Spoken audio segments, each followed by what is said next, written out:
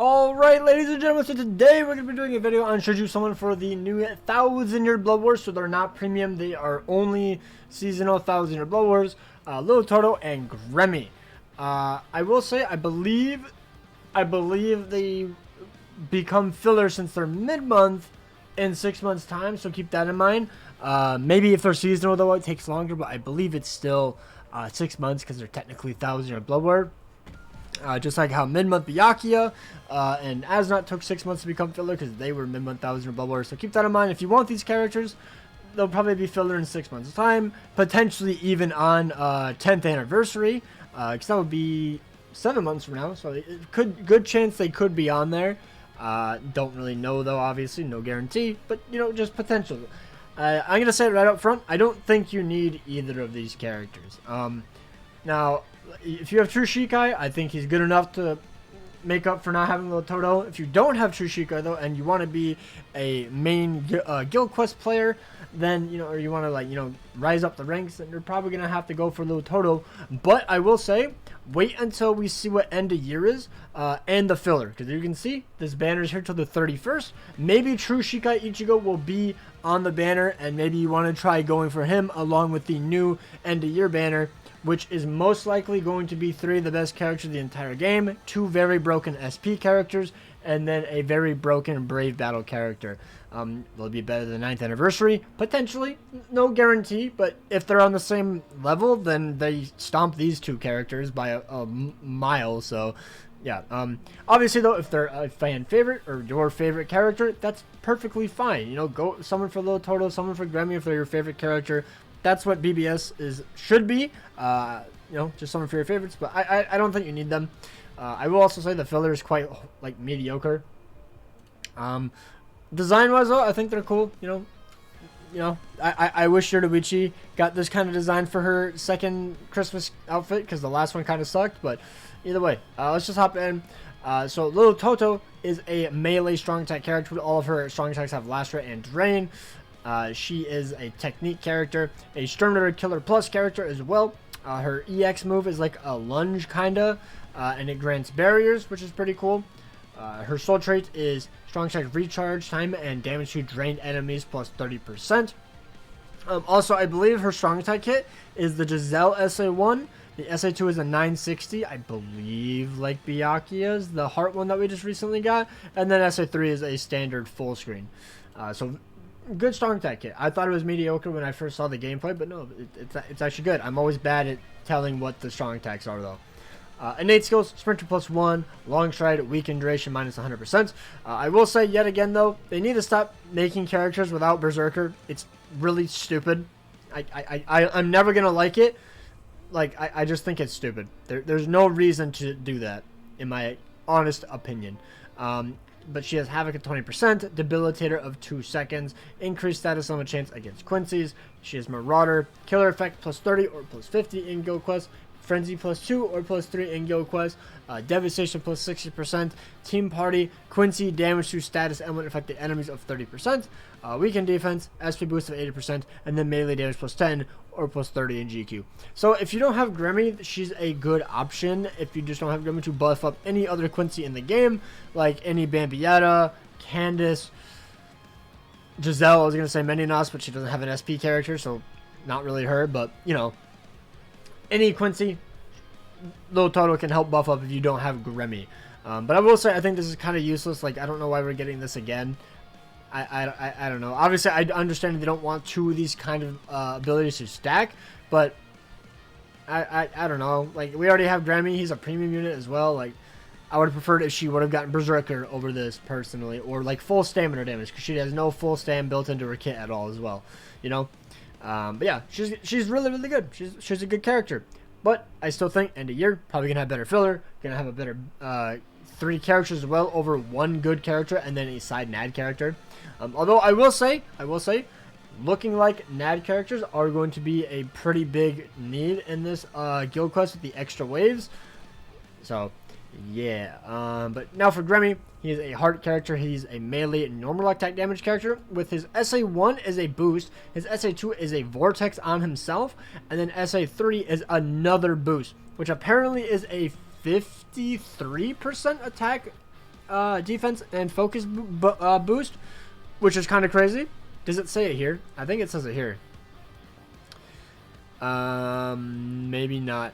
Maybe it was just calculated differently, or I'm just missing it. But I was told that that's what his SA3 boost does, apparently. So keep that in mind. But yeah, let's go over him. So he's a heart character, Soul Reaper killer as well. He has a normal attack damage soul trait of 35%, innate skills of Sprinter +1, weakened duration, dodge soul reaper damage of 50%, innate attainable skills of long reach +20, enhancer, start barrier +15, booster, melee damage +10 or +30 in GQ, bruiser of 70%, poise, marauder, killer effect +30 or +50 in GQ, flurry +1 or +2 in GQ. So yet again, just another GQ bot, but I do like that they're changing it up a little bit just to be a little bit more, enticing. The SA1 and SA3 boost is actually a really cool concept, and then the SA2 being a vortex on itself is really cool, so that way when they get close to him, it should just trap them, so that way they don't come in and melee him or anything. That's my thought process on this, but we'll obviously have to wait and see how he does. And then he also has start barrier +15, which is crazy. That's really good for a Go class character, so they usually will always stay at full stamina.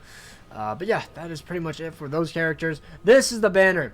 This banner sucks. I'm not going to lie. It's so mediocre. I understand it's a seasonal banner, so that's probably why, because they haven't been releasing that many seasonals, which is, fair enough. But they could have added the Shun Speed or something over, that entire bottom row, outside of the Orihime, because she does still have some use in Guild Quest, is genuinely garbage. That Rukia, 0 use. That Ichigo, practically 0 use. He's decent in epic raids, I guess, but still terrible. Yoruichi is a booster in range Quincy, I believe, but still terrible. She has no damage. She's a droplet link, to be honest. That's all she is. And then Grimmjow is just a terrible potion character. He's very outdated. But Orihime, Future Society, she's good. Momo, she's a good droplet farmer, an actual good farmer droplet farmer. Grimmjow, he's a +10 potion farmer, so sure, and he's pretty new. He's only a year old. Nelio, still a good range NAD unit. And then Byakuya's a link. So, yeah. I'll go over their kit a little bit more in depth, but, it is what it is.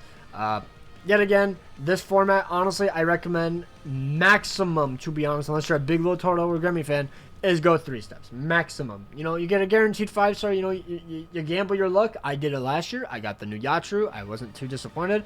Wanted the Nelio, but I don't mind a new character in 3 steps. That's perfectly fine with me.